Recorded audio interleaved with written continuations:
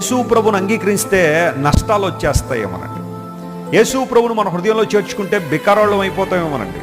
యేసు ప్రభుని హృదయంలో చేర్చుకుంటే ఇబ్బందులు పాలైపోతామని కొంతమంది రకరకాలుగా ఆలోచన చేసేవాళ్ళు ఉంటారు. సత్యం నిమిత్తం శ్రమ రాదు నేను అంటలేదు.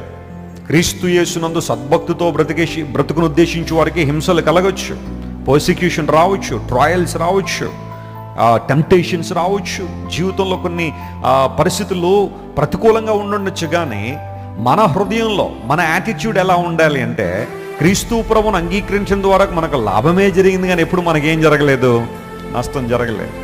ఇన్ఫ్యాక్ట్ పౌలు మహాశయుని అడిగితే ఆయన ఏమంటాడంటే, కేవలం యేసు ప్రభు వారిని సంపాదించుకున్న నిమిత్తం, క్రీస్తు ప్రభువుని సంపాదించుకున్న నిమిత్తము లోకంలో ఉన్న వాటన్నింటి కూడా నేను ఎలా ఎంచుకున్నానో, పెంటగా ఎంచుకున్నానండి, ఒక చెత్తలాగా ఎంచుకున్నానంట.